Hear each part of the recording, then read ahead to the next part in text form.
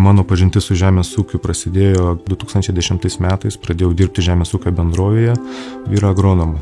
Ką išsiugdžiau per tuos ilgus darbo metus, kad greitą, protingą sprendimą priimti, ta prasme, ir nereikia ilgai laukti ir mąstyti. Per tiek metų gamyboje tai tekę matyti tų situacijų begalę, ta prasme, labai užstrigus, kai traktorys tempė grūdų priekabą pilną, bendra masė virš 60 tonų ir jisai nuo svorio pradėjo tiesiog smekti ratai. Teko priimti greitą sprendimą. Ar aš palieku viską ir krenta nuo šlaito traktorys su visa priekaba, ar aš sakau išpilti grūdus. Tada liepiau išpilti grūdus, tiesiog ta išsilaikė ant šlaito tą priekabą ir paskui, aišku, teko darbo rankinio nemažai, važiavom, sėmėm tos grūdus su pakrovėju, bet už tą sprendimą pagyrė.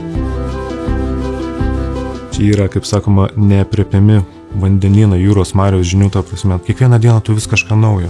Dėl to tas darbas ir patinka, nes visi metai būna skirtingi, ta prasme, skirtingi sprendimai, skirtingų priemonės tiem sprendimam įgyvendinti. Atrodo bus labai blogai, bet iš tikrųjų viskas išsirutuliojo tą labai gerą pusę. Čia labai geras pavyzdys 2023 metai, kai šalta berods buvo ir augalai atrodė tikrai neįspūdingai. Atvažiavus į rapsų lauką, čia mes kulsim, atrodo. Sėklytės, smulkios, tam tikrai neįspūdingai atrodo, bet kas buvo būtiniausia, visą technologiją pritaikėme, tiesiog iš to 60 hektarų lauko kūlėm 5,4 tonos bunkerinio. Tai yra man asmeniškai irgi prie rekordo, aš galiu savo skirti.